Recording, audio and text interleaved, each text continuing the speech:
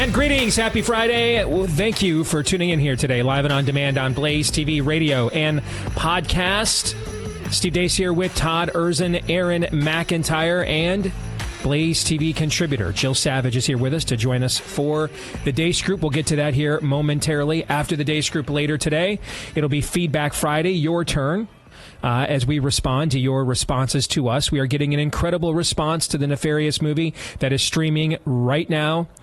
I posted this yesterday, and I want to find it again here on my Twitter feed in case you missed this. The top 5 movies right now on Google and YouTube that you can purchase. Those are the 2 largest search engines in the world. And here are their production budgets. Number 1, Fast X, $340 million production budget. Number 2, Super Mario Brothers movie, a little more than $100 million production budget. Number 3, Spider-Man Into the Spider-Verse, the first movie, because the second one's in now. The second one's out now in theaters. The first movie had a production budget just under $100 million, so I rounded it off. Number 4, John Wick 4, $100 million production budget. Number 5, Nefarious, $2.8 million production budget. One of these things is not like the other. All right? I mean, it's incredible where our movie is ranking right now in streaming in the world. And you guys, we have already done 50% more business in June than we were hoping to do the entire month of June. And it's the 2-week anniversary of when we launched Nefarious via streaming. So please help us keep that momentum going. If we can pay our investors back, we're already discussing sequel and prequel ideas. We have lots of really good ideas to turn this into a franchise, but this is going to be determined by whether the first one can be a profitable venture or not. And we have taken a big step already in the last 2 weeks in getting to that point. For the first time, I'm starting to believe we might actually pay our investors back, as I was not thinking we would until this week, actually. So please help us keep the momentum going. First of all, it's just a damn good movie.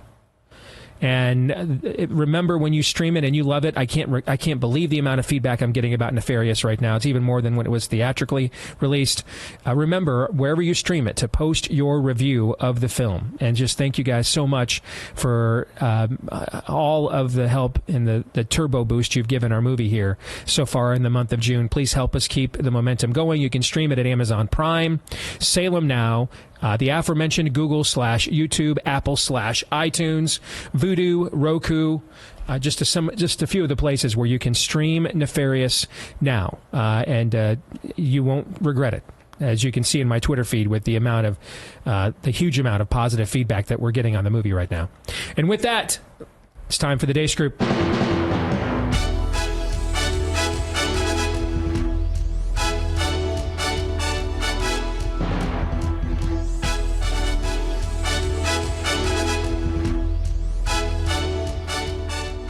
Your weekly look at the week that was begins, as it always does, with issue 1, Bleep Lord Nefarious Says.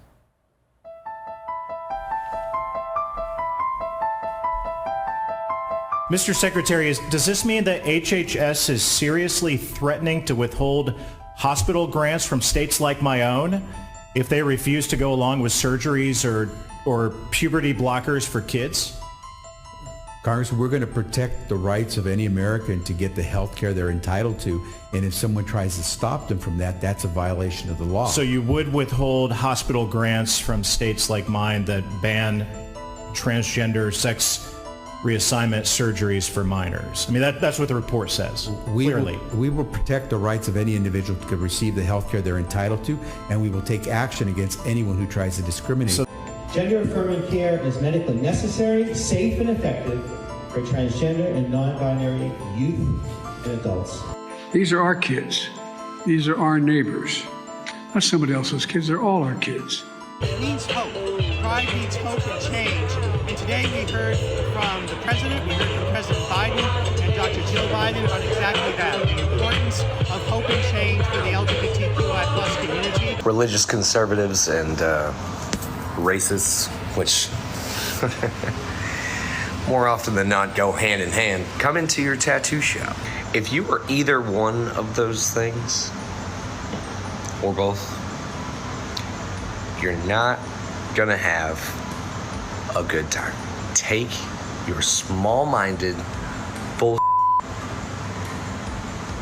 back to your church. If you're conservative,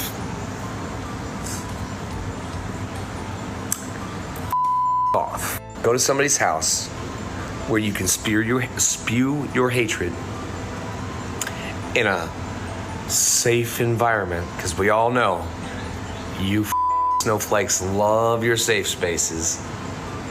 It ain't here. It ain't here, okay?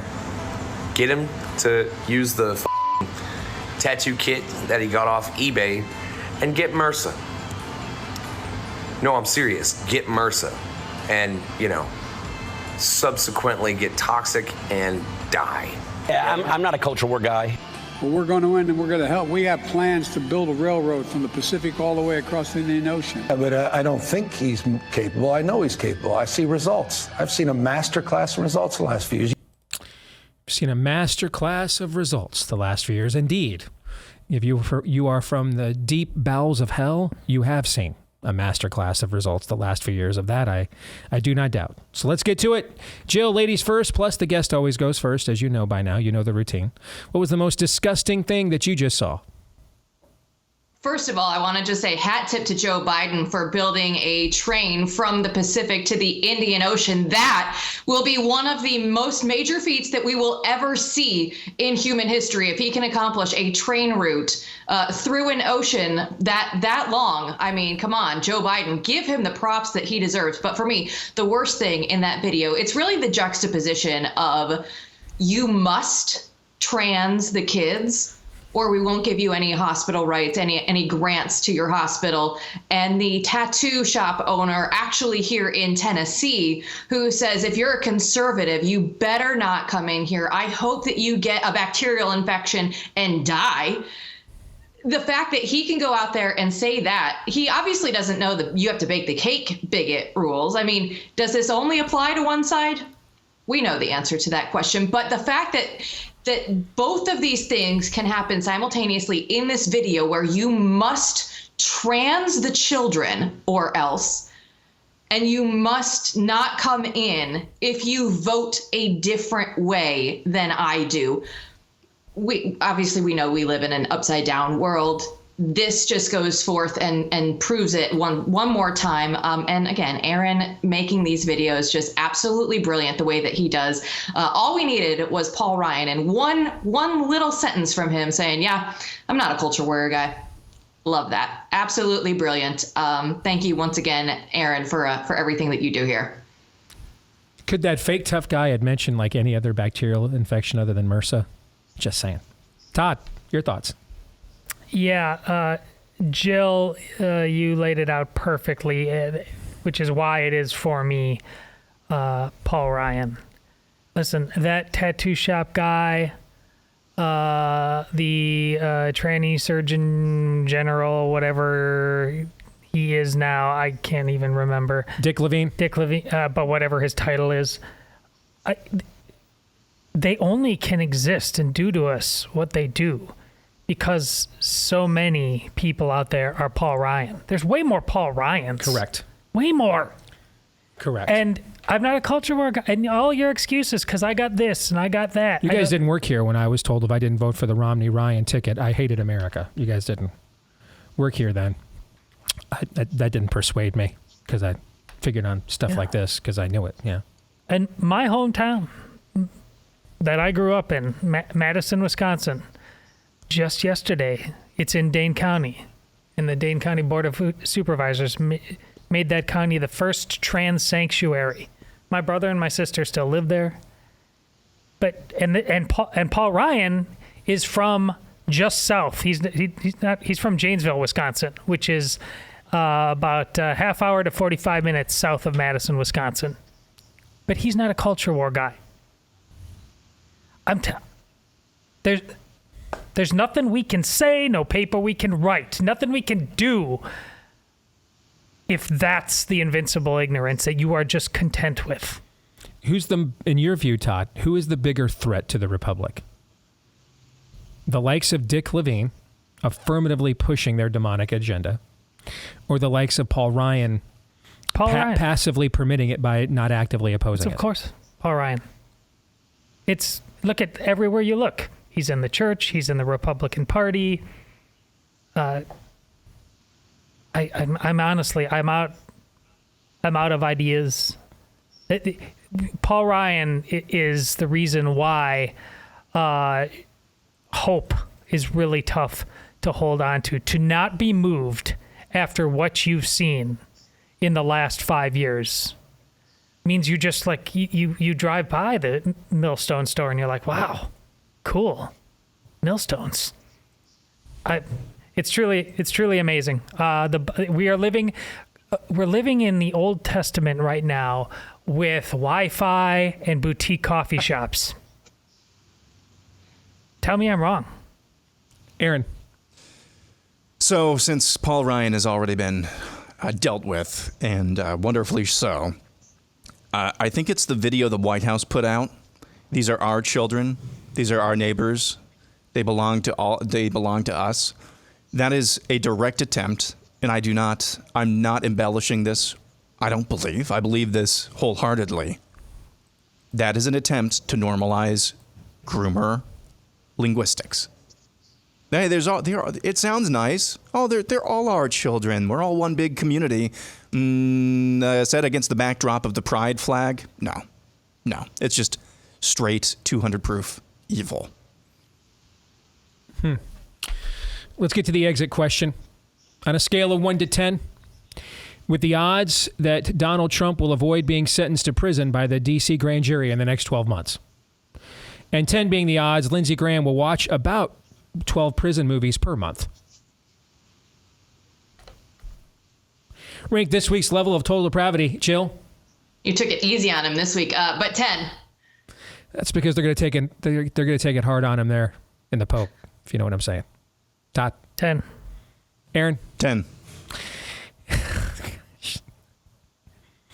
Sorry. 4 sharts and 7 puddings ago just popped into my head again. Is that the greatest line in the history of this show? Is it among them? 4 sharts and 7 puddings ago? I think so. It's among them. It's at least among them, isn't it? It's at least among them. All right, before we move on with the show, I need to get my composure. And you guys need to make sure you get prepared for the next emergency. Yeah, we'll call it that. That they spring at us, on us, or just coincidentally springs forth from the wet markets of the world, where unsuspecting killer viruses just happen to hatch magically. So our friends at Deace Medical, they made sure that you could get a backup of the most venerable antibiotics out there, just in case they were the next on the list to be suddenly classified as dangerous. Well, now they want to help you back up your own antibiotics for up to 12 months.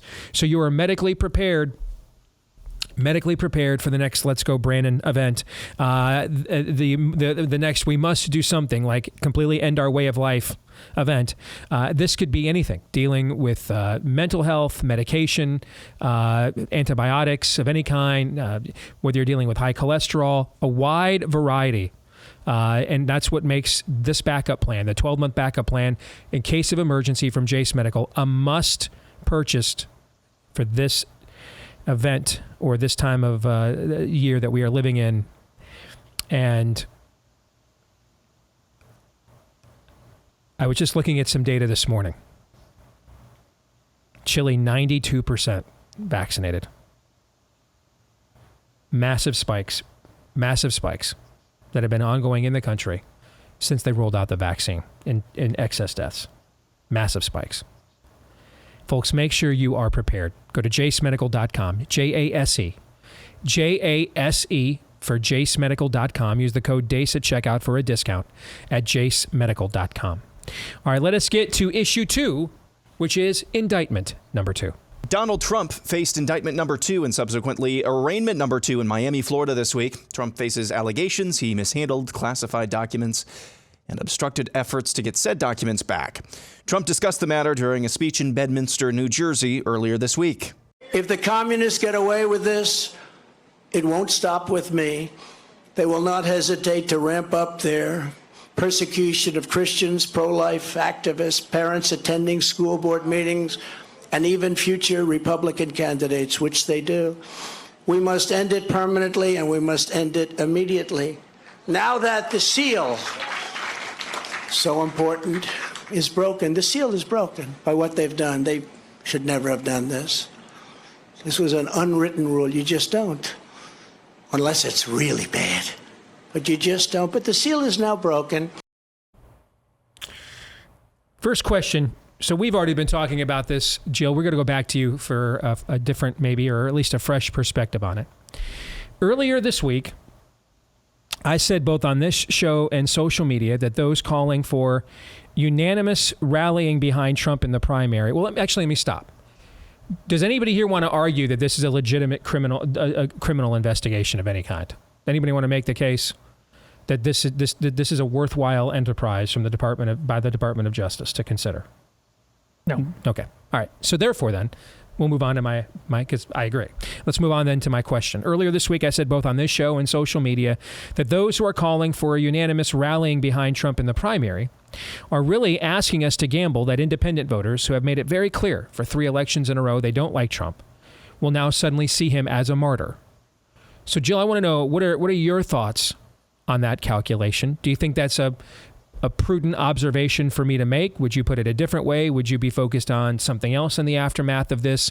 Because the reason why I made this observation is I don't see a way to stop this other than to win the next election and put people in power who will stop these things and do things differently. I don't know what to do until then. But Jill, what do you think?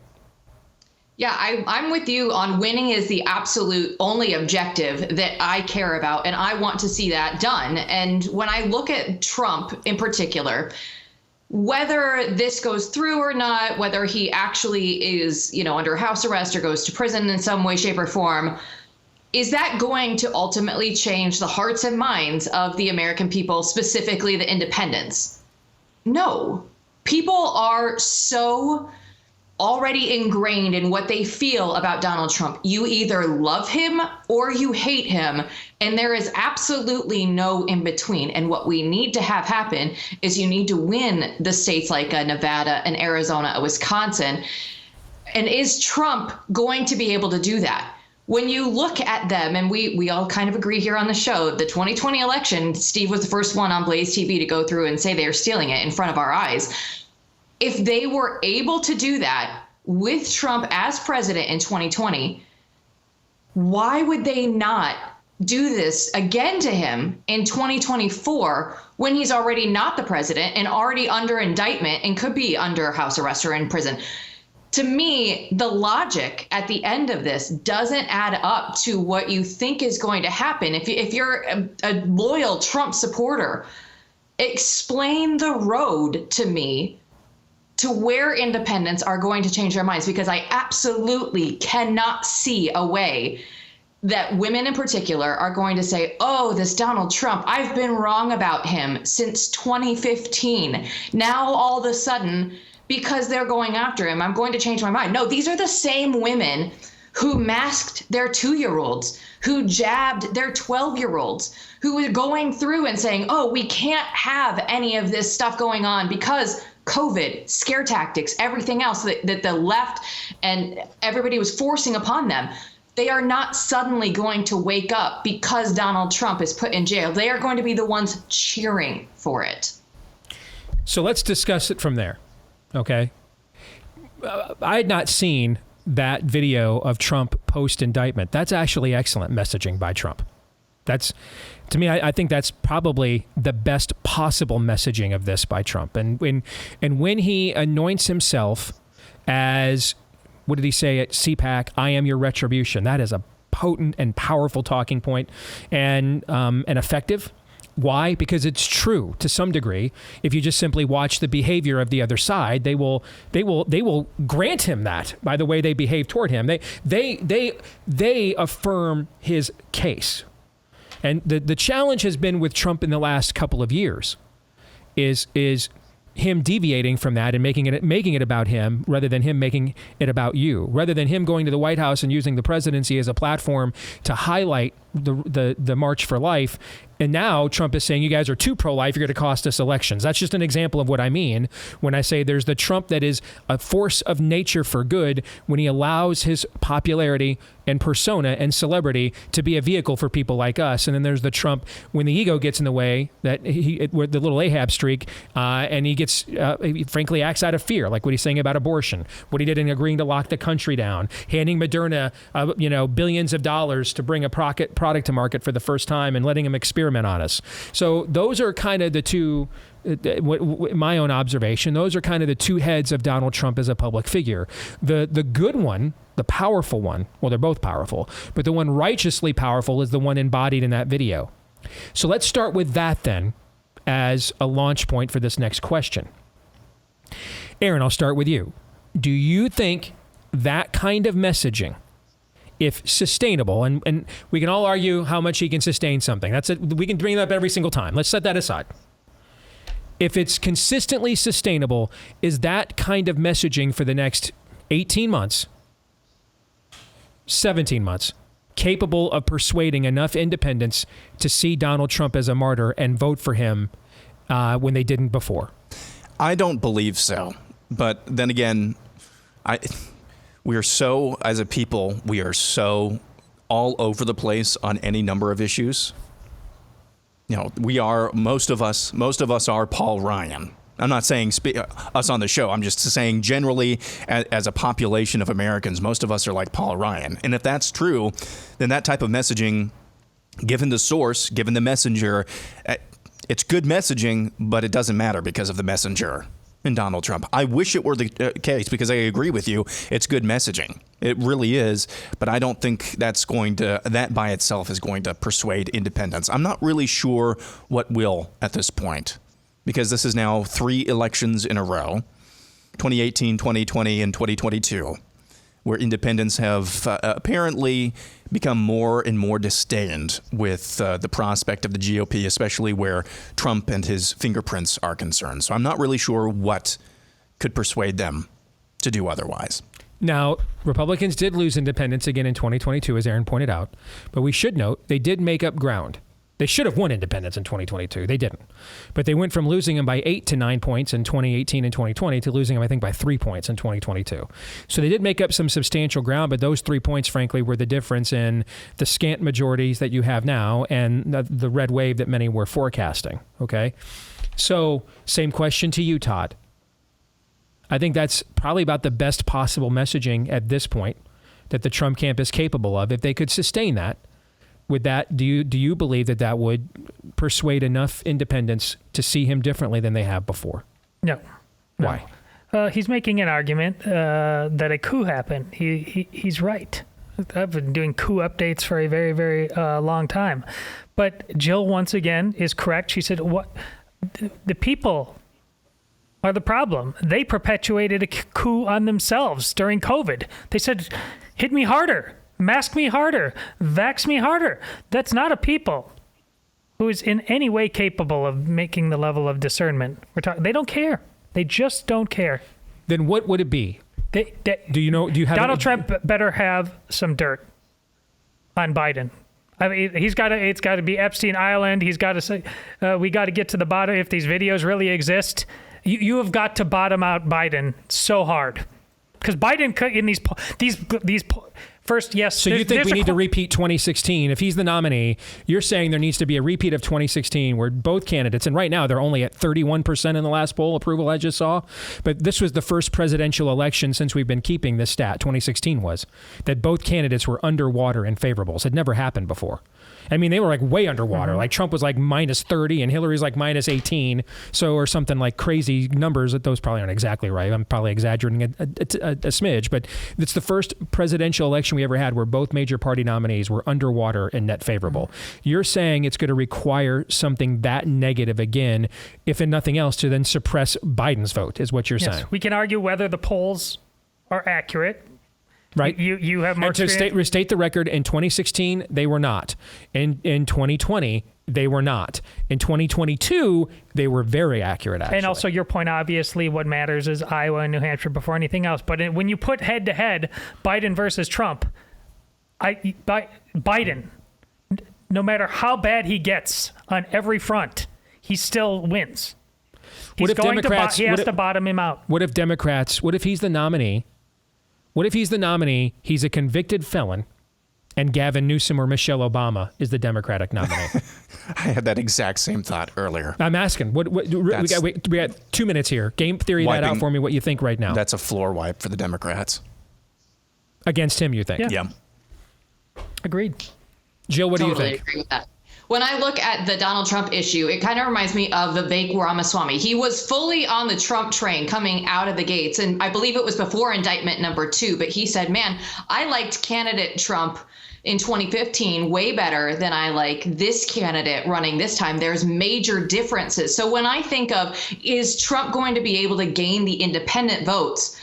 How many votes has he already lost, though, with the Republican base? Because there is now a better alternative in some people's minds. Would that even be close to gaining, even if he got all the independents, hey, go independents, go Trump. But DeSantis is now in the picture. So you have to add that variable in it as well. You had the CBS poll this week that showed 24% of Republicans are not even considering him in the primary. Which is almost the exact same percentage that said they're only considering him. The question we don't know is how many of them would not even consider him in a general election? How many of them would consider him in a general if Biden is the nominee and they're like, we just can't have this old, codger again? How many of them would consider him if Michelle Obama or Gavin Newsom, a younger, fresher faces? These are unknowable things right now. Go ahead, Jill. I just look at the polling and everybody says, oh, Trump, he's so much further ahead, right? All the people on Twitter. But as a former president, I would expect him to have a bigger lead than just, 52% or whatever the latest polls say for Trump.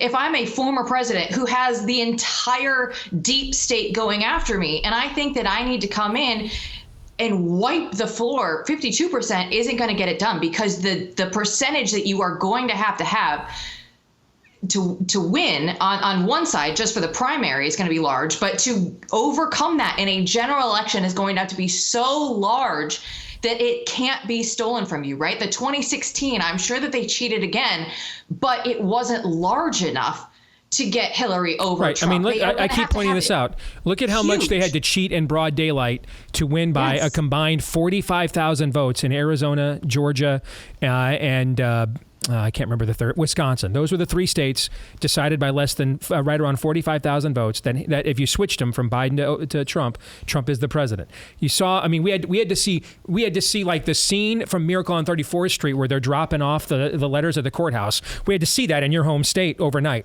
for them to win. Okay, it's not as easy to just cheat 2 to 3 points as I think people think. It's just not. When you're talking about millions upon millions upon millions upon millions of votes, it's not as easy. They had to cheat their asses off in broad daylight to win by 45,000 total votes in 3 states. So that speaks to what you're talking about there. I'm going to change the exit question in light of how you guys answered my previous questions, if you don't mind. Okay? Still a true or false question. True or false? Donald Trump's best chance to stay out of prison is to not be the Republican nominee for president in 2024. True or false? True. True. True. Now, really quick, why are you each saying true? Because you don't think he can win? Is that why you're thinking? Correct. So, to pardon himself? Yes. Correct. Okay. Because I don't think any of us think if he stepped down tomorrow, I don't think they'd stop this. Do you guys think that? No. So I don't think That's anybody why this here is even a question. Yeah, agreed. I don't think any of us here blame him for not letting him drive him out of the race if for no other reason. Then I mean, that wouldn't stop this from happening anyway. I don't think any of us blame him for that. But then you have to ask yourself, can you win then? Okay, so you can pardon yourself. Because if you can't, well, yikes. Okay. All right, we'll come back. I never thought I'd ever ask this question. Find out what it is when we return.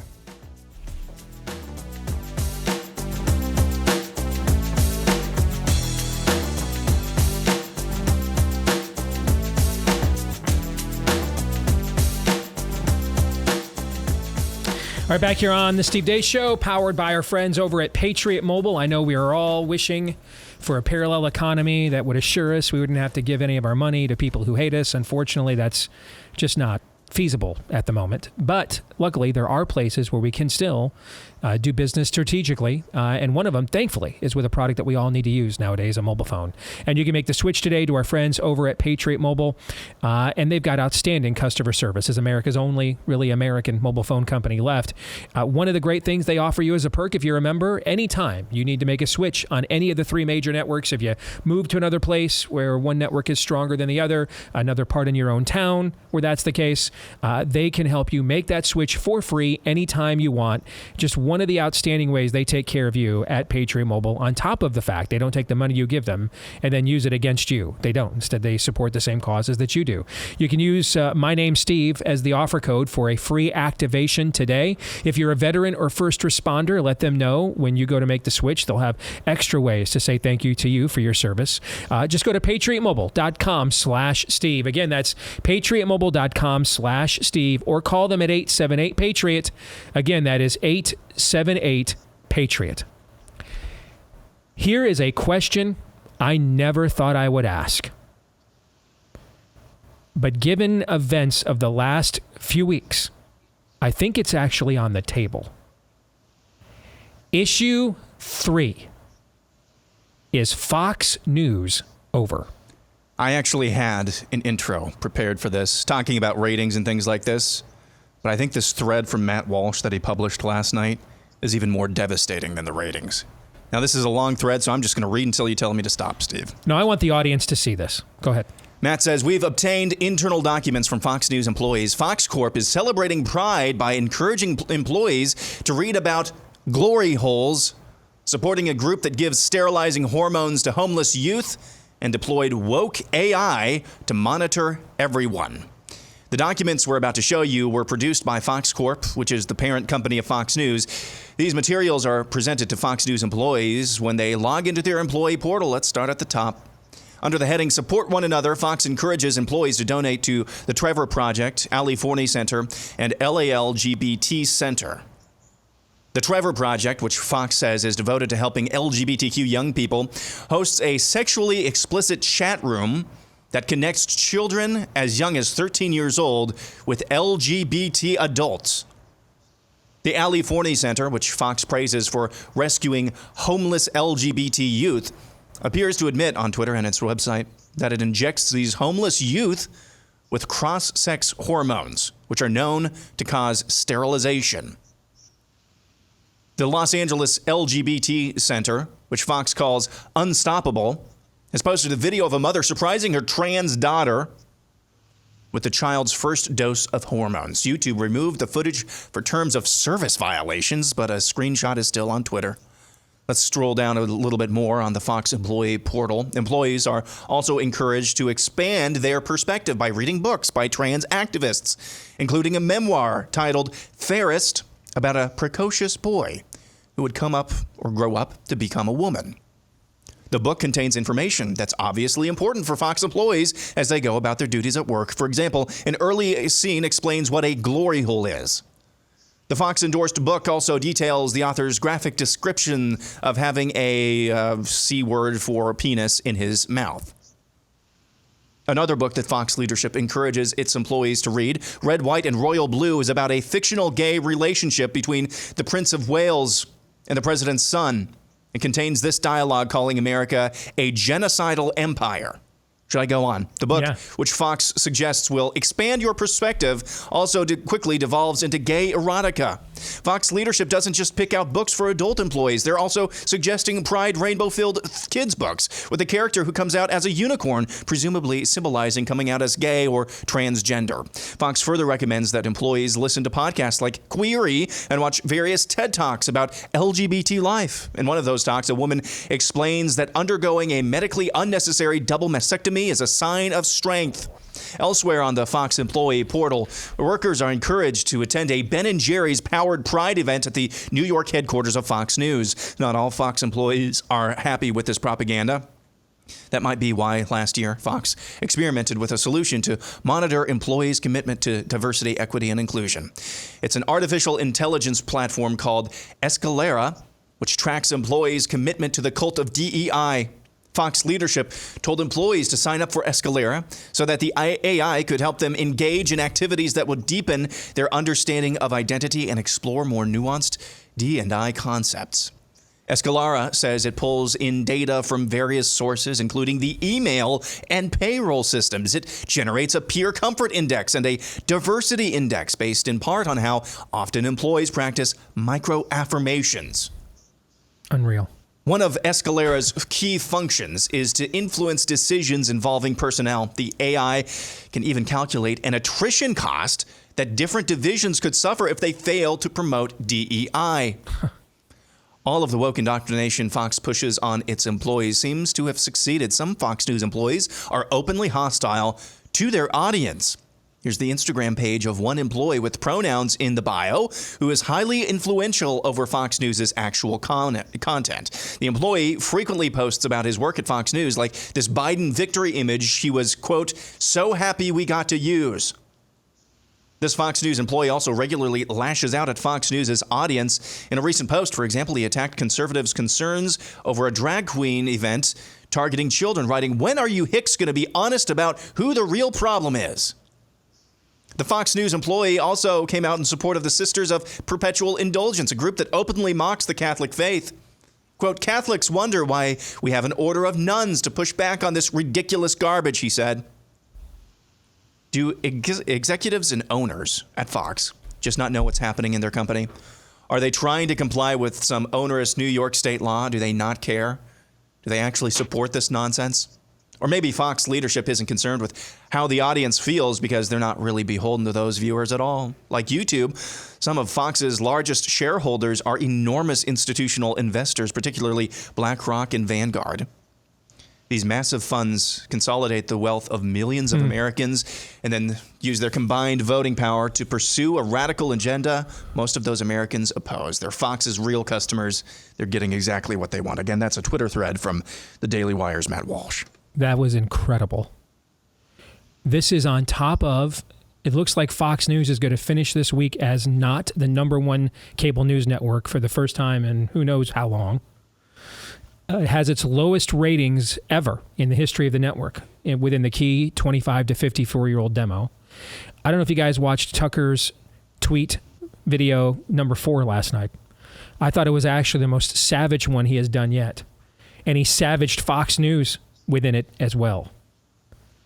Keep in mind, this platform for the last 25 years was the watchman on the wall gatekeeper of what you got to see as a conservative within conservative media. What you got to see Republicans stand for in Washington, D.C. No one wanted to cross them. Politicians, I know. I was told this by names you would know. We can't do that, Steve. It wouldn't play on Fox. Many of our top personalities for many, many years, everything was built around, how do I get on Fox? Will saying this make it that I can't get on Fox? This was the plumb line for conservative media for decades. We are watching it collapse right before our very eyes, to some degree anyway. So other than rehiring Tucker Carlson, what could be done to thwart this? Save it. Todd. Nothing. It's played out. It's run its course. It's done its job. It's turned most of its audience in many respects to a version of Paul Ryan. Paul Ryan is on isn't he on the board there? So Mr. I'm not a culture war guy. He was at some point. I don't know if he still is, but the fact that it was recently, even if he's not anymore, proves your point nevertheless. Let's go even deeper still. In The Matrix, you'll recall, it explains that the original Matrix in that movie series was made too perfect. And the pod people naturally rejected. There's an internal human tension. Yeah. So they made, the strife that comes along with real life. That's what you experienced in the pod. This is what we've been in the Matrix. And maybe that was the point all along. I don't know with Fox, but it certainly became that. Because here's the problem. Why is Fox News always so much better in the ratings? Because it's the only one. MSNBC and CNN. No, there is another reason. They don't just sit around from 7 o'clock to 10 o'clock watching the news. It's not entertainment for them. They're actual citizens. They're debauched and depraved ones, but they go out and they take ground. We just sit around and watch the entertainment shows. That's true, and it's a hard truth. But folks, that's why everybody you watch, what do we do? What do we do? What do we do? You're just used to being entertained. You've been passive for how long now? You can't do this. Yes, we need good conservative information, but it's not a lifestyle choice. You don't take ground. You just watch shows. They don't watch shows. They take ground. Jill.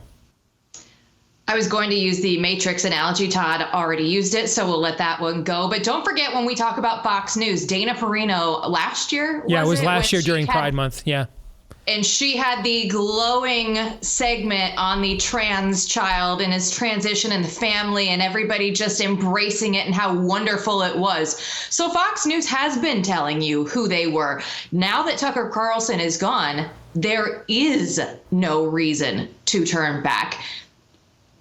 Donald Trump going out, calling up Kayleigh McEnany, and then going and having a town hall with Sean Hannity a few days later, no one cares, right? Like you see Fox News and all the Trump people hate it, but now everybody sans Tucker is waking up and saying, wow, I think that they've hated us the entire time. Yeah. And it will be interesting to see BlackRock, right? In Target, in Bud Light, in Fox News, do they care about the loss of wealth in the shareholder value, or do they care about the messaging more? That is the answer that we're going to find. And I think that we are going to see that it will still be the messaging because they have a ton of money that they're still earning in other places. But to me, the gloves are off, the masks are off, and you could see Glenn Beck years and years and years ago saying, I need to leave this place and start my own thing. And that's why we're here talking on BlazeTV right now. Aaron, quickly, one other thing we should add as I throw it back to you.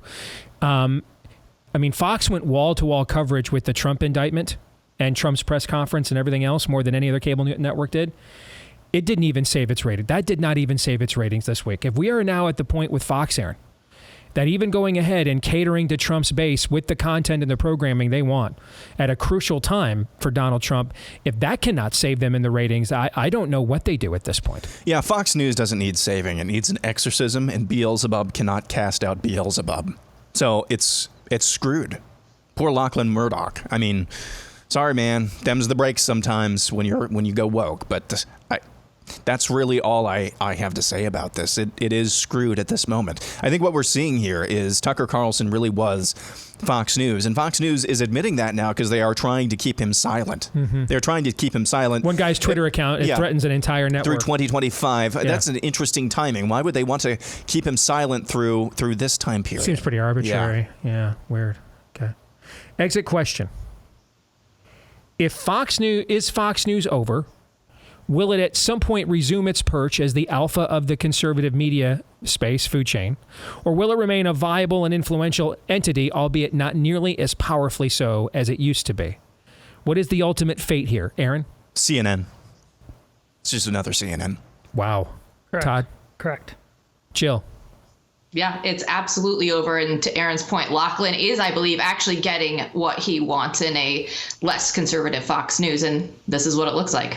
By the way, I should have mentioned this at the top of the show. Aaron is training someone today, just in case of emergency. Him and I realized recently he's the most indispensable person here, and we have no backup for him in case of an emergency. That's why you're not seeing him on camera today. I also have a giant boil on my forehead too that I don't want anybody to see. Well, there's that as well. Yeah. I was just going to go. I was going to cover for you. Oh, thank you. That's all right. That's all right. So that's out Employee there. of the month. That's out there now too. All right, very quickly, who's the alternative media host or platform you think needs more prominence in a post-Fox world? Kicker question. Quick answer, Aaron, go. Steve Deace. Okay, no self, indulgent answers. Okay, Aaron McIntyre. Even more so. I liked it. Jill, go ahead. I'm going to go with an off-the-wall one. And Dave Collum, he has a year in review document that he does. He's a professor at Cornell, but he's brilliant. Every podcast that he goes on is a must listen to, in my opinion. Okay, Todd? Dal Bigtree. That's an on-brand choice for Todd, but not a bad one. My serious answer would be Matthew Peterson.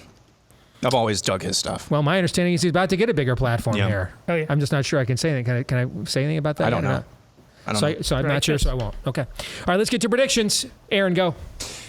I believe by the end of the summer, so by the end of like August, we actually will get the recordings of Joe Biden and Hunter Biden making deals and taking bribes, and nothing will be done about it.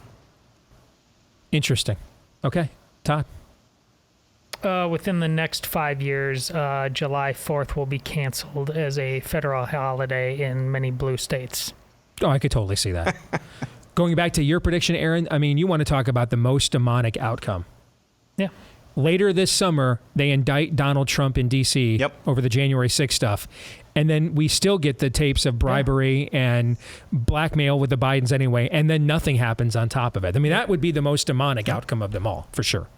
Which is why that's why it's a value bet. That's why it's a value bet. That's exactly sad, but true. Yes. All right, Jill, go ahead.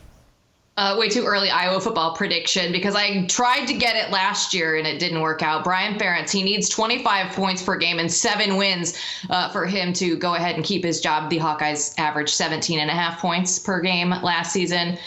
Brian will fall well short of 25 points per game, unfortunately. I absolutely think he'll get 25 points per game. I do. Because they're counting the defensive points too. Yep. They are. They are counting the defensive points too. They are. If I'm that defensive coordinator, I'm like, hey, man, if I'm Phil Parker, where's my cut of that?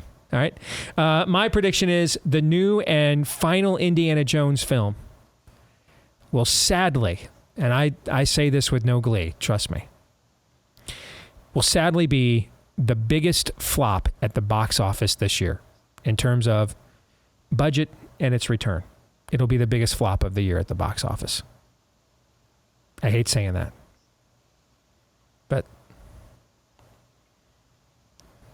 that's where we are. Doesn't seem to have learned any lessons from its previous flop at the box office.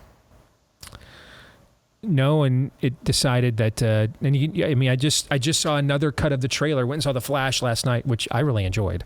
Went and saw The Flash last night, and they had a new trailer for the Indiana Jones film, and they even more highlighted, at the beginning of it, this mysterious goddaughter, and of course, to pass on the legacy, because everything has to be quote unquote female empowerment now. Make sure you're just undermining the character himself. So, Joe, good to see you as always. Thank you. You too. See you guys soon. All right, we'll come back. It'll be Feedback Friday when we do. Stay tuned.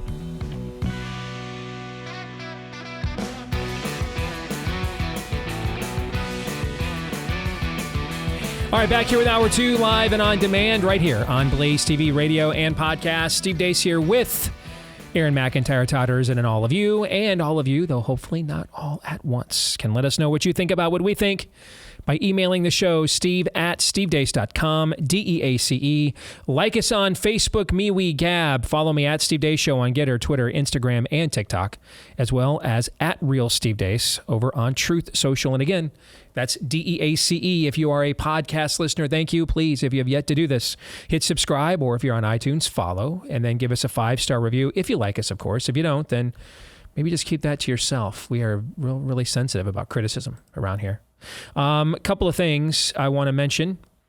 It was on Wednesday, the 20th wedding anniversary for Staff Sergeant retired U.S. Marine Corps Jacob Toppin and his wife. So we wanted to give them a shout out on 20 years. Jacob, congrats on finding a woman who would put up with you for that long, brother. Not easily done. Also, Melissa Bachran, I think is how her last name is pronounced. She is a very active member of the SteveDeace.com inbox. I hear from her frequently. She turns 60 on Saturday and wanted us to say happy birthday to her. So, Melissa, happy birthday to you. You bet. And I thought that there was one more. Oh, yeah. Jim Bicknell. It's his birthday today. So, do we need to fire up the Beatles, today is your birthday, FM, DJ, Zoo, morning Zoo radio thing? We're getting these so frequently now. Okay. But nevertheless, Jim, happy birthday to you. Todd, you have a birthday or anything coming up, or no one cares? Both. Yes, indeed. That is the most Todd thing ever. All right. Let's get to Feedback Friday. Brought to you by our friends over at My Patriot Supply. If you are following the dire headlines today, just in case, remember if we had done like a My Patriot Supply promotional line in like 2019, saying, guys, you just never know, man. Here, stock up on My Patriot Supplies, backup of emergency toilet paper. You just never know when we'll run out. That would have sounded nuts, right? Yep. Then we got up one day at the end of March in 2020, and suddenly you were on your knees thanking the maker if you got to Costco and you saw toilet paper in the store. The more nuts something sounds now, the more likely it is to be true. If it's just normal sounding, that's never going to happen. That's true. So make sure you're prepared with a 3-month emergency food kit from My Patriot Supply. That's breakfast, lunch, dinner, even drinks and snacks. The full complement of 2,000 plus calories that you need per day. You can save $200 on each individual kit, not the whole bill. Even better, each individual kit, and you get free shipping when you go to preparewithdeace.com. Preparewithdeace.com, free shipping, $200 off of every kit at preparewithdeace.com. All right, we ready for some Feedback Friday? Yes. All right, let's begin with Joel Bernadin. He writes, I think I can confidently say that I am one of the few black men who listen and watch your show or subscribe to the Blaze for that matter. I don't know. Do you guys have an idea? I mean, how would we know that? I mean, if you're surmising it's because over, 85, 90% of black Americans vote for Democrats, then okay, But he goes, I wanted to reach out and give you a quick note on the hair bill in Texas.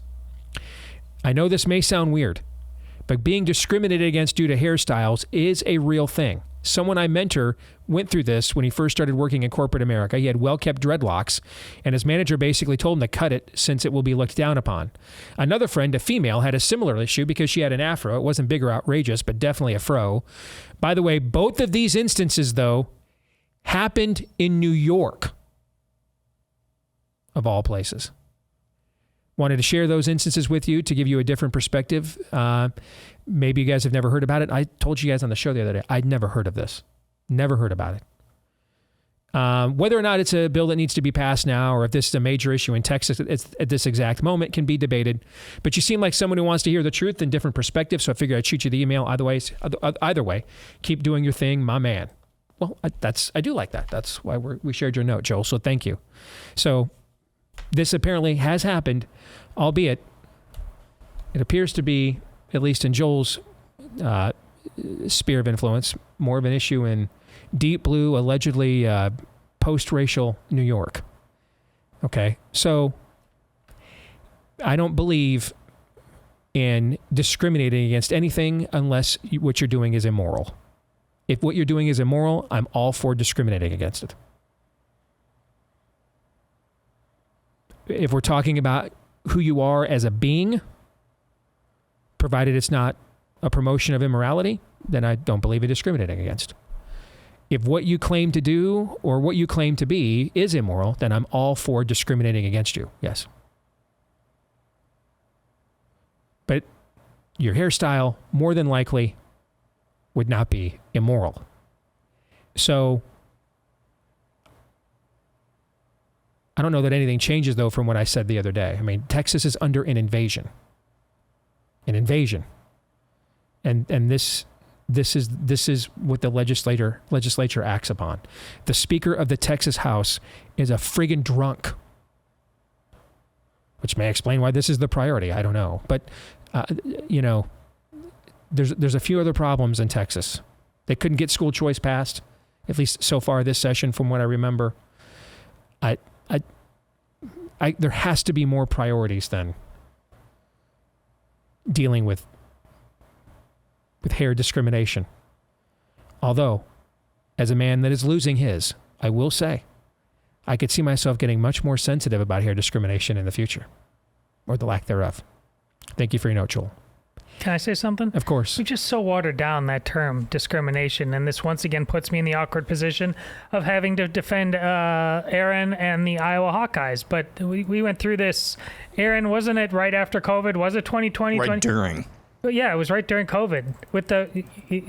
Racism was suddenly everywhere inside the Iowa football program. No, it was like pull up your pants.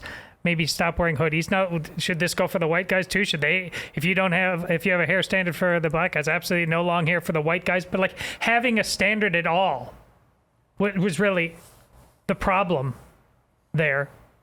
That wasn't a program. I'll argue with any of you sports bros that are all more woke than anybody else on this. You just had to drink the Kool-Aid on this. But this is getting nonsensical. How is viewing this kind of stuff as somehow the premise of what the letter writer at least introduces? How's that going for Black America? Are they being lifted up? No, they're just getting more and more addicted to victimization. This is pointless. This is absolutely pointless. Next, Darren Ray wants to know, I like this question. If you were to do an old school double feature at the drive-in, what other movie would you pair with, or do you think would complement Nefarious? I like this question a lot. And I'm going to give you a very surprising choice, probably. So when we constructed the story, and when Carrie and Chuck wrote their script for Nefarious off the story that we constructed, a lot of some of the things we were inspired by. The Edward Norton and his first starring role in a movie in the 90s called Primal Fear. Is he really a split personality or a murderer? Okay. We tie it into some of that with Edward Wayne Brady.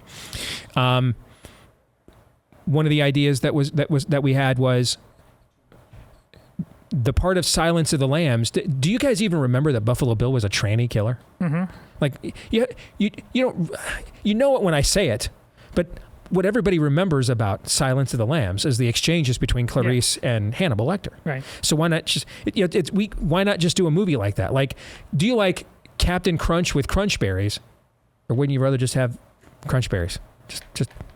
Just the berries by themselves is better, right? You had a cereal, this thing, didn't you? I did.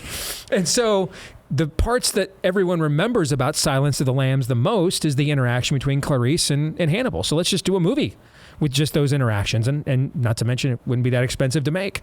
Okay. So those are some of the things that we were inspired by, but I wouldn't necessarily pick those movies to complement our film, because our film wants to and strives to, and I think effectively does, expose some of the spirits behind movies like that and what they're trying to articulate. I mean, for example,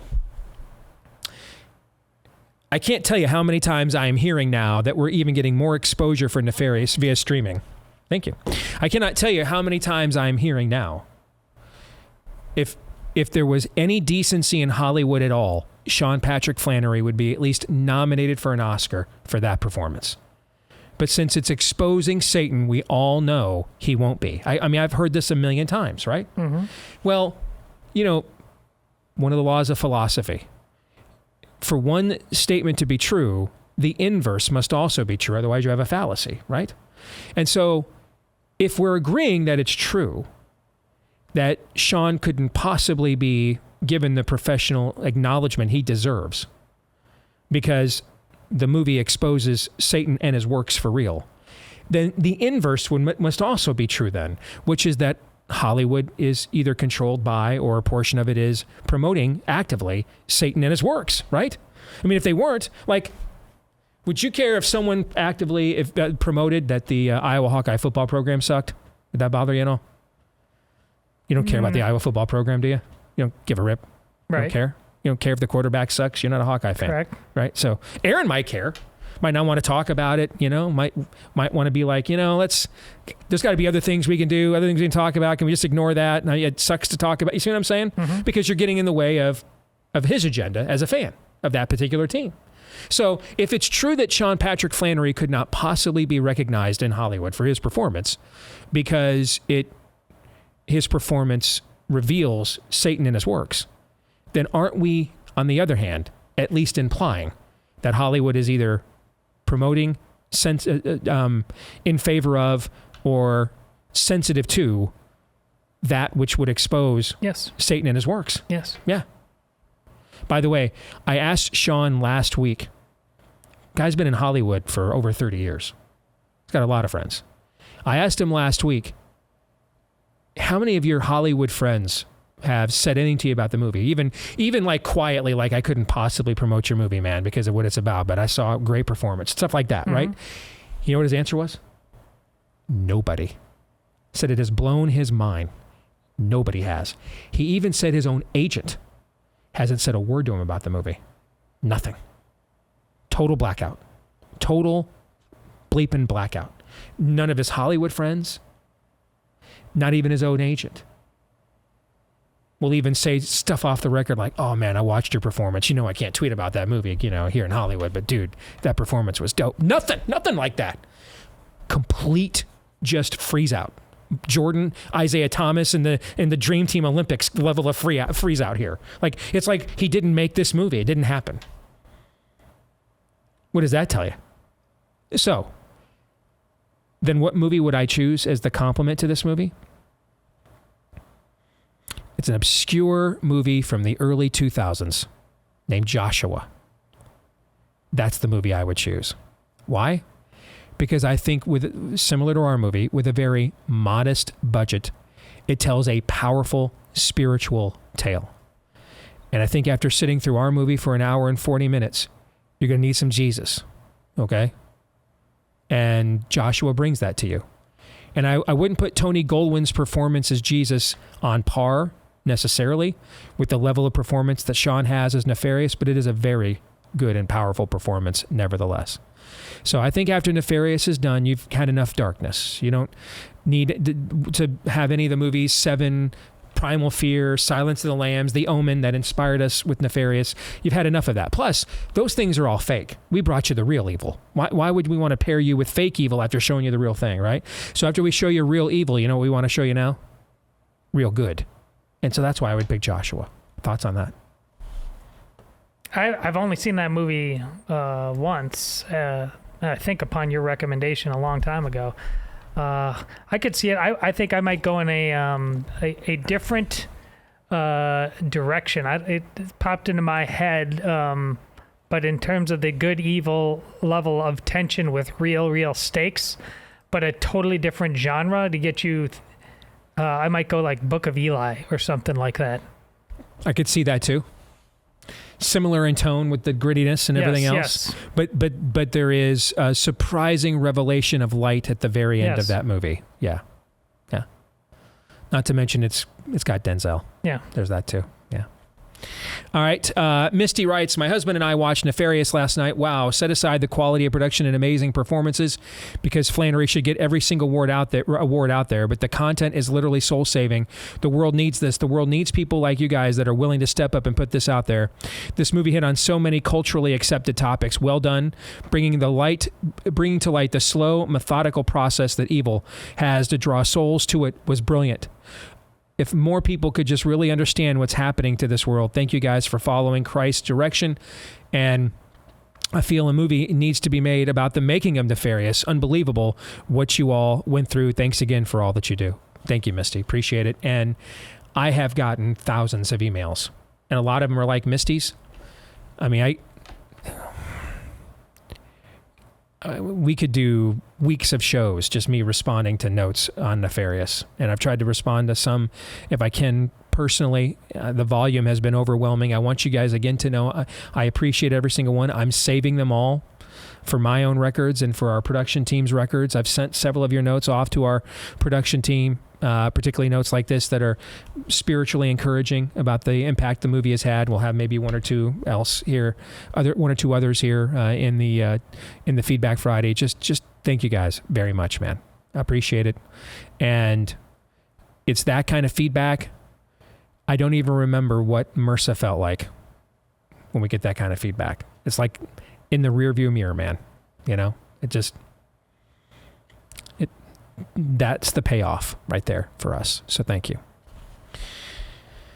All right. Speaking of which, listen to this story from Scott about going to see Nefarious.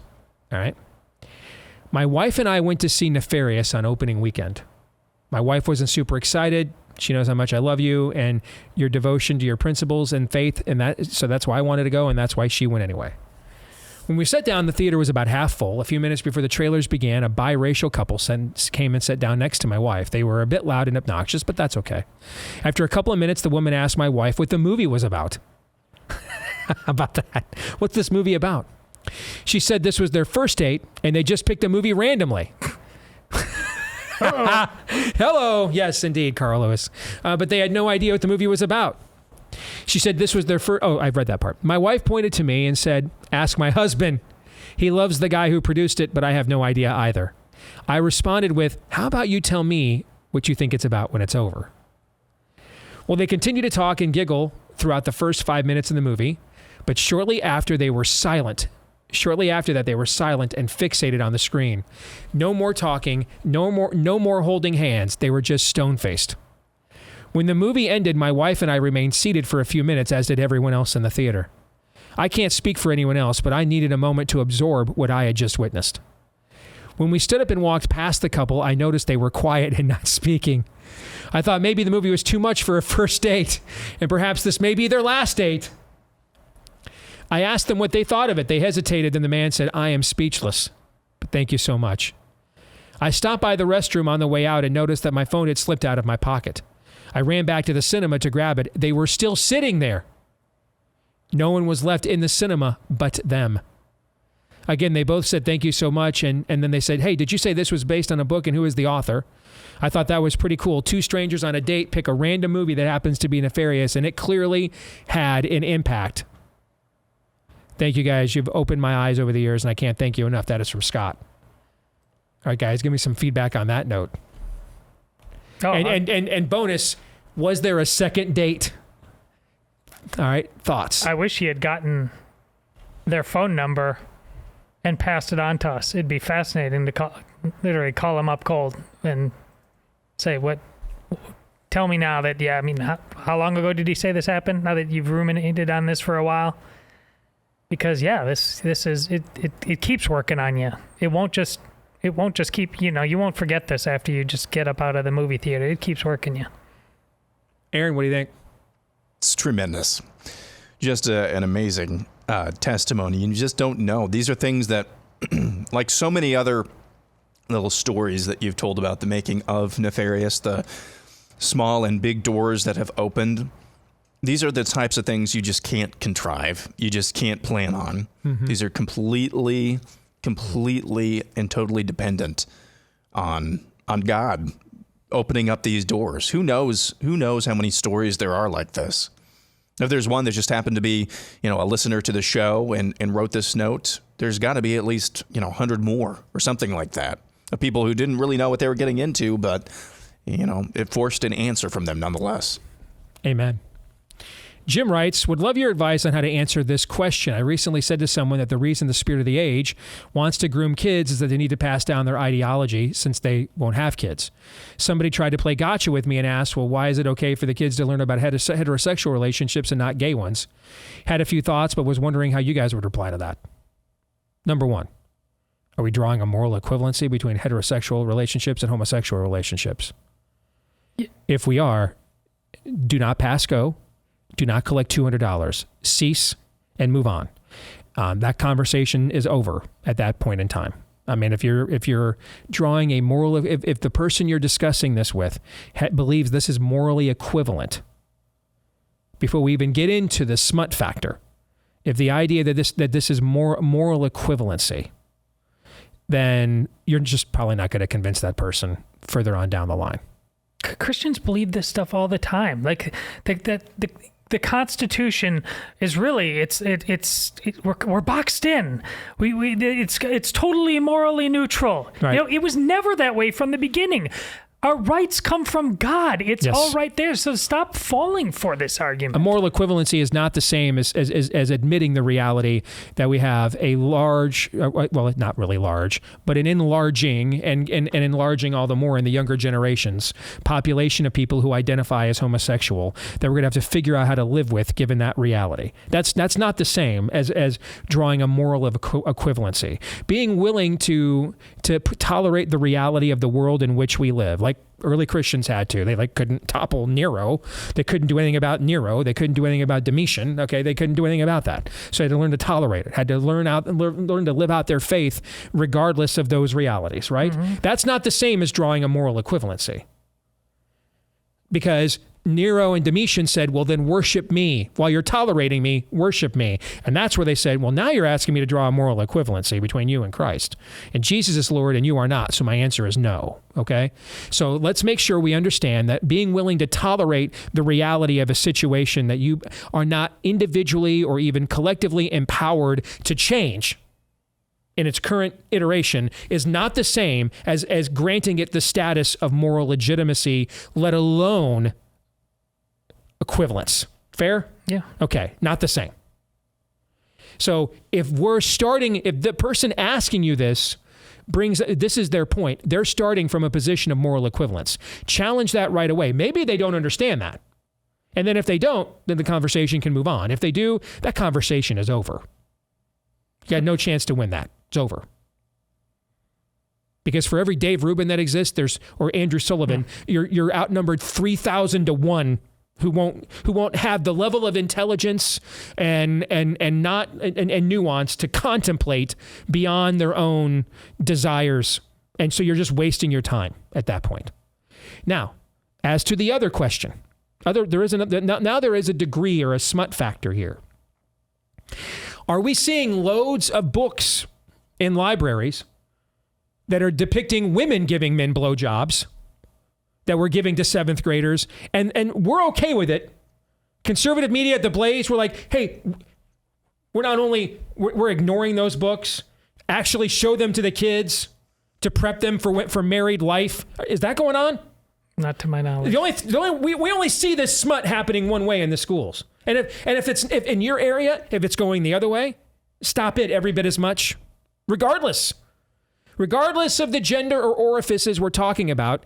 Don't show that crap to 6th graders. It's what DeSantis said earlier this week to Biden. Why are you apologizing for topless trannies on the White House lawn, but then you're saying it's wrong to take that stuff out of the schools? If it's wrong to be on the White House lawn, then it's wrong to show it to 6th graders, right? Mm-hmm. You can't have it both ways. So I'm not omniscient. Maybe there are instances of conservatives and Christians on school boards who are like, we're totally fine with the straight porn for the 6th graders. It's the gay porn, just really gross. If that is happening, that's bogus. Stop it. I promise it's not happening anywhere. It involves another premise that needs to be rejected involving what this brought up. You know why we're not teaching? We haven't been teaching this thing called heterosexual sex or heterosexuality or anything, because this goes to Romans 1. It's a truth you can't not know. Correct. Everybody just got on with their lives and realized, this is just it.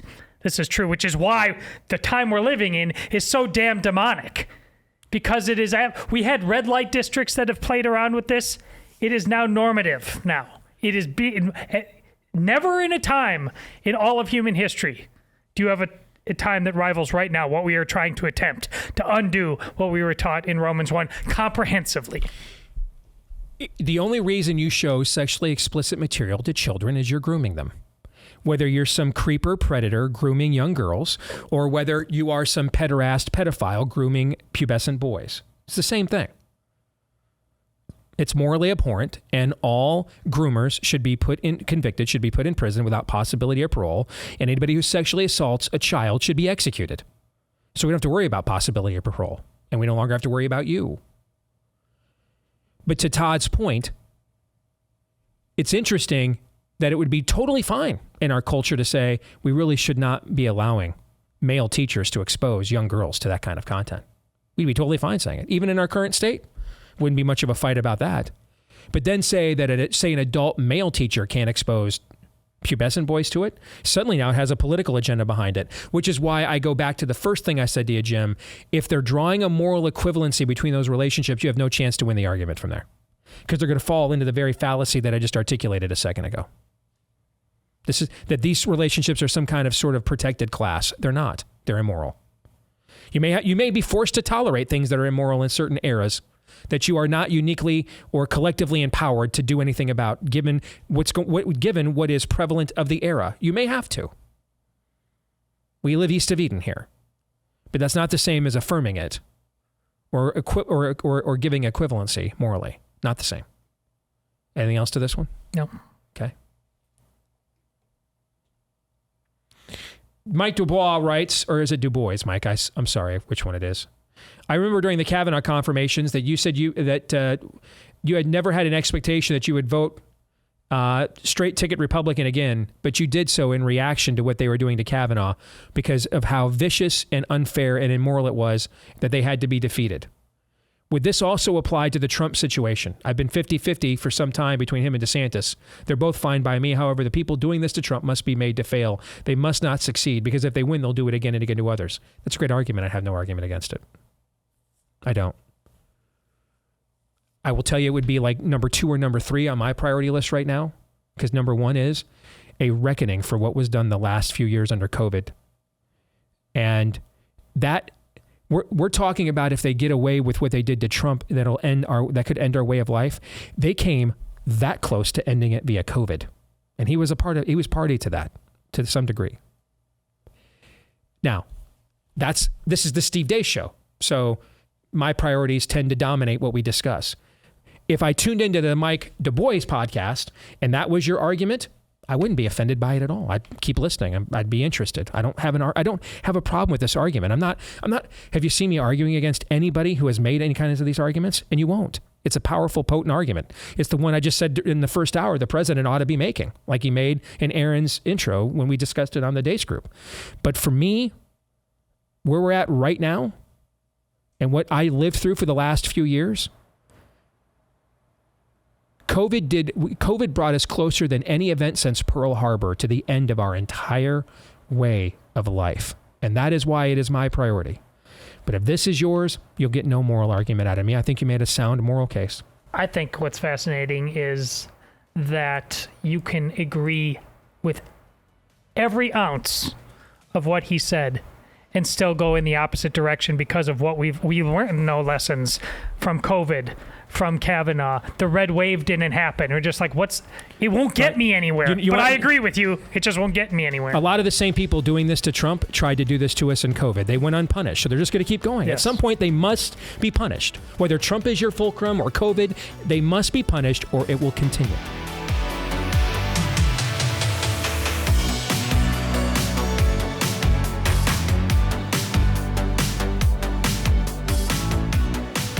All right, back here on the Steve Deace Show. Powered by Miracle Brand Sheets. I'm sleeping on these every single night, man. I'm a huge fan. Particularly we get into this time of year. This may shock none of you. I tend to run a little hot-blooded. All right, Miracle Brand Sheets help you regulate your temperature at night, whether you wake up too hot or too cold. It's because they're inspired by NASA. They use the same silver-infused fabrics that make temperature-regulating bedding so you can sleep at the perfect temperature all night long. This is what they have given to the astronauts in the past.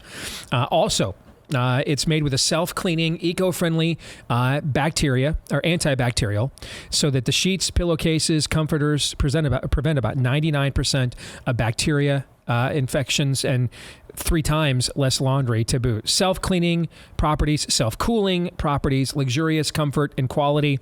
You absolutely can't beat it. I love these, man. Go to trymiracle.com/Deace right now. Trymiracle.com/Deace. If you order today, you can save over 40%. Save over 40% at trymiracle.com/Deace. And our promo, and at checkout, if you use the promo Deace, you'll get 3 free towels and save an extra 20%. So 3 free towels, save an extra 20%.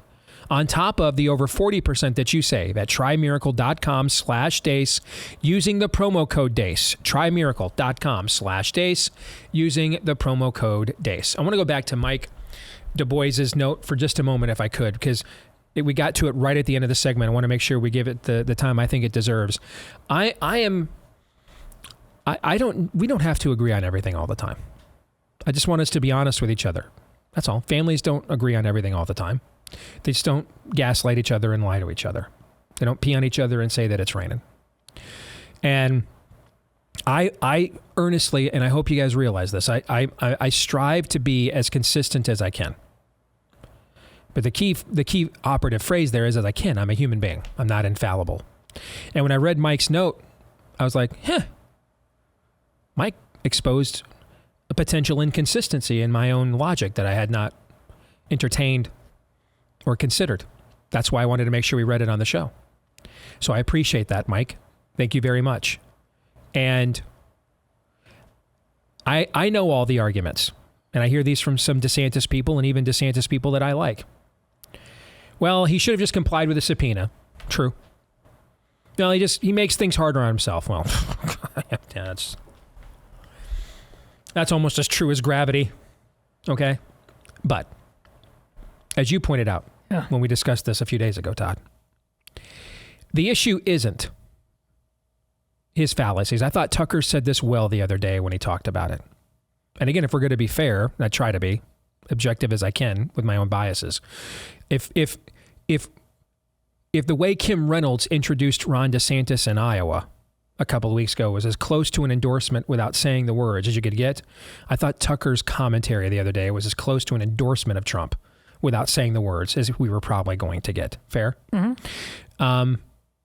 The one thing that he said that I completely agree with, though, towards the end, he said, Trump's sins are minor compared to what these people want to do. And I can wholeheartedly agree with that, 100%. And I'm not sure how you could, and I thought about it, trust me, because I don't really personally dig Trump. Don't even dig a lot of like Trumpian content. I don't like the whole let's sell trading cards and that kind of stuff. I find it obnoxious, you know. But there's only 2 autographs I've ever actively sought in my entire life: Newt Gingrich and Bo Schembechler. So it's just kind of not my personality to begin with. I'm just not like that. So it could just be my own hang up.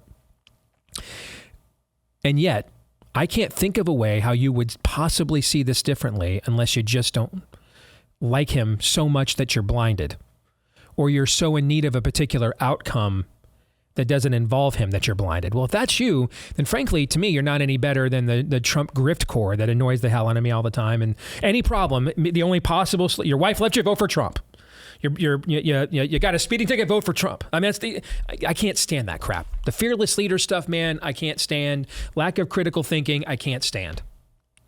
In the end, he was going to get indicted for being Donald Trump on a sunny day. And I don't know how you can draw any other conclusion after the last 5 years we just lived through than that. There was no way he was going to avoid it. They just would have done something else. Okay, fine. He complies with his subpoenas, doesn't storm in his bathroom, all that other crap, fine. We still have the D.C. grand jury sitting in front of us, correct? Mm-hmm. We still have the 34 counts of felonies for not disclosing payments to Stormy Daniels in New York City, correct? Mm-hmm. We still have a Fulton County jury that says, well, you know, I just wanted to indict him so I get the chance to swear him in. I thought that would be cool. That still exists, right? Right. So again, they just would have done this another way. Because he's ultimately guilty of being Donald Trump on a sunny day. That's really what it's about. So I don't fault anybody at all who has this view. Here's where I get mad. And I don't get mad when we don't agree on everything. That's not when I get mad. I get mad when I feel like I'm being gaslit. And maybe that's when you get mad, if you think I'm gaslighting you. And I hope I don't do that. But again, I'm human, so there's probably times that I have. What I don't like,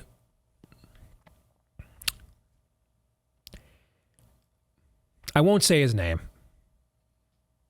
Young guy, grew up listening to this show. Used to live in Iowa. Been on our show a few times. I like his work overall. So no need to pick a fight here individually. But he put out a tweet the other day with a whole host of reasons why he had to vote Donald Trump. And I don't disagree that you could connect Trump to 80% of the things that he said. But he included in his tweet, if you didn't like what happened with COVID and the jabs and lockdown, no, don't do that. Don't do that. See, this is where I get mad now. Don't lie to me. We haven't told you guys this. The person that Aaron is training for emergency duty today is my daughter, Anastasia. That tone of voice and the way I just said that, she heard that a few times growing up. Don't lie to me. Because I would have said it to my kids just like that. Don't. I lived with lies growing up. I hate them. We all struggle to be completely honest because minus Jesus, the truth is not in us. And so we fear it at times. That's the human condition.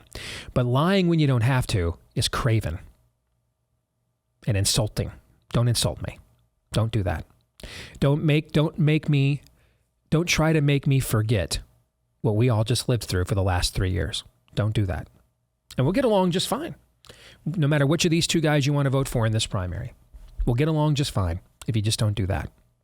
That's what I don't like. Don't lie to me. Frankly, there have been plenty of big-name Trump accounts who have lied since Ron DeSantis got in the race. They didn't have to. Plenty of affirmative reasons to vote for Trump. Mike, you just laid one out. Hey, I'm going to vote for the guy that overturned Roe versus Wade. That sound like an argument I'm going to push back on or work against? No, it's arguably the greatest achievement on a domestic policy of any president in my entire lifetime. Now that I say it, maybe it even is. That's the thing. You don't have to lie to us. He doesn't have to be perfect. It's okay to say, you know what? 2020, a lot of mistakes. Let's just put it this way. Mistakes were made. All right? Mistakes were made. Previous to that, things were pretty good. I think all of us wish Donald Trump had won the last election and was president here for the last couple of years. Life would have been better. Fair? Mm-hmm. Just don't lie to us. We will try not to lie to you. Do not lie to us. Don't do that. Don't gaslight us. If you gaslight me, I will take 15 years of childhood frustration for living with gaslighting out on you. That's my spiritual gift. And I prayed about it. And I feel real good about where I'm at right now. Just don't do that. We can disagree on all kinds of things. Let's just be honest with each other. Fair? Yep. Okay. Deb Coyote writes, my question to you is this.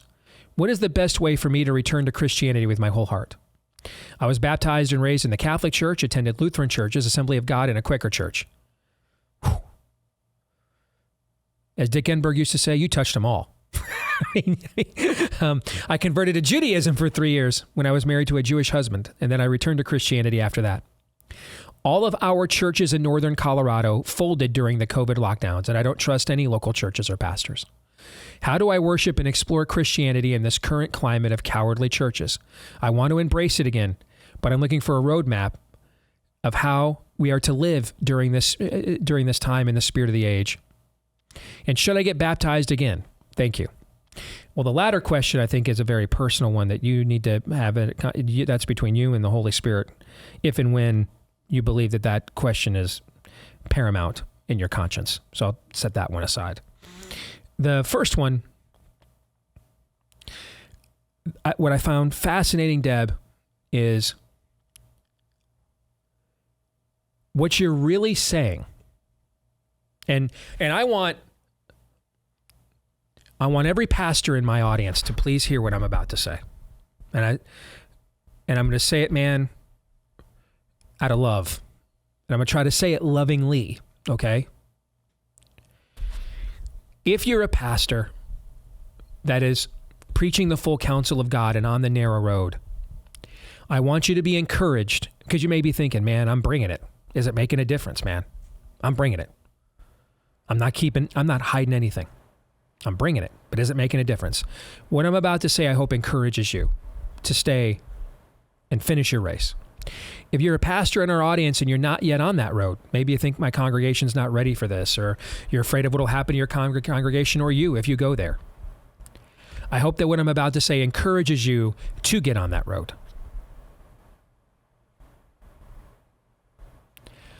Ultimately, there is no point to Christianity if it isn't relevant to people. No point. Is it eternally relevant to people? What happens to us after we die? Why were we made? What's the purpose of human life? Why am I the way that I am? Why is the earth the way it is? Why are other people the way that they are? What can be done about it? If we cannot answer those existential questions, it's just not relevant to people and they won't care. which is why throughout the Bible, those existential questions are answered and confronted. And when the church has been at its best, it has done the same. But you know what also is throughout the Bible? Practical application and confrontation of what is currently in the way of people joining us on the narrow road or keeping them there. Many of Paul's epistles are specific events, movements, people groups that he was confronting in individual parts of the world that they were trying to plant the church, that were going off into error or being confronted by heresy. He confronts them in return. The Bible is not abstract. The gospel is not a philosophical exercise alone. It is practical. Number one, it is practical in origin. Did a dead man walk out of a tomb or not? Full stop. We start with a very practical question, right? Mm-hmm. And if the answer is no, then we don't proceed to any of the other philosophical ones, do we? So right away, it's very practical. Was a man dead and then he walked out of a tomb fully alive, physically? Did that occur? If it did, proceed to the next step. If it did not, cease and desist. Can't get much more practical than that, right? Right. What's more practical than that? Nothing. Nothing's more practical than that. What are the next steps? Well, who does that say he is if he was capable of doing that? Very practical questions we now must answer. Next step. Well, what does that say about me? And what he expects of me given the authority that he demonstrated? Very practical, right? Okay. Next step. How do I fulfill that calling on my life in front of the contemporary influences? And what are those influences, by the way? Why did Paul write about Judaizers in Galatia? Because that's where the Judaizers were. Very practical.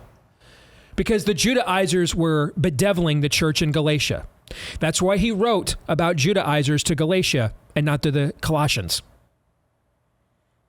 Why did he write to the Thessalonians about whether or not they missed the second coming? Because that's where the fear they had missed the second coming was. He was practically confronting it. There are too many of our people walking out of churches every Sunday with no marching orders whatsoever on what to practically do in light of what they are actually confronted with in this culture. And here we have a woman, Deb, saying, can you bring me those answers, please? I want to come home, but I don't want a fallacy. I need to know this is real. That's what she's saying.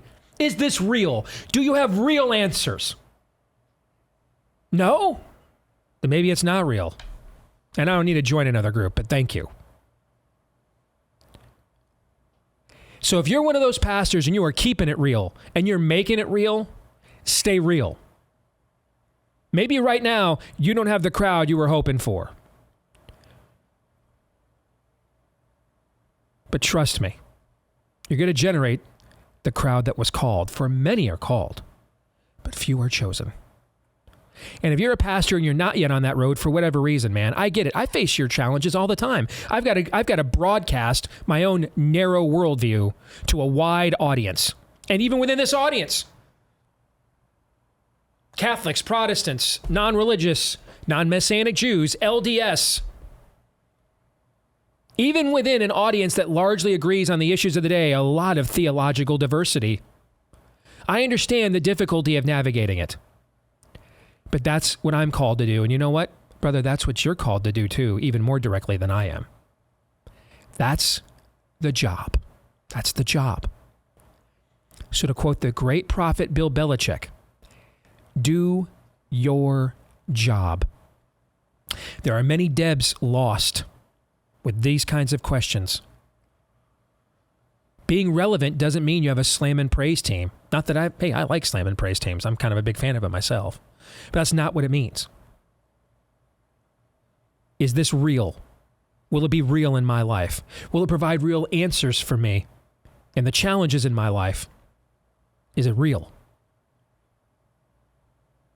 Let people like Deb, let them put their fingers through his nail-scarred hands. Get out of the way. And let it be real. Thank you, Deb, for the note. And I would look. The great thing about the internet is there are great places online you could go